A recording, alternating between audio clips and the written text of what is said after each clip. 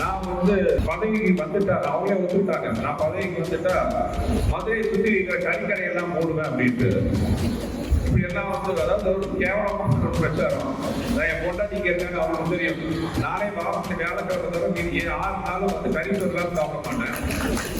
மதுரைக்கு வந்தோம் எனக்கு ரொம்ப சந்தோஷம். போனா கறி ஜூஸ் சாப்பிட்ற சந்தோஷம். என்னை பார்த்து இப்படி சொல்றாங்க. நம்ம ஜெயிச்சோன்னு மிகப்பெரிய விருது கொடுப்போம், கறி விருந்து. அது இந்த மாதிரி பொய் வந்து பரம்பரையிலேயே கூப்பிடுவோம். அதனால அவங்க பொய் பிரச்சாரம் ஆரம்பிச்சது சரி. பணமே கொடுக்க மாட்டேன்னு சொல்ற சில பேர் பார்த்தீங்கன்னா இப்பவே முதல்ல சேர கொடுத்துருக்காங்க அவங்க நாற்காலி காப்பாற்றுறதுக்கு.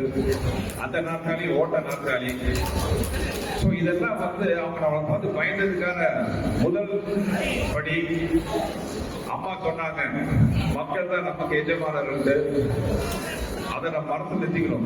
மக்களுக்கு தான் எஜமான் நினைக்கிறவங்களை அகற்றிட்டு மக்களுக்கு தேவையான நம்மள மாதிரி அதிமுக தொண்டர்கள் பதவிக்கு வரணும்.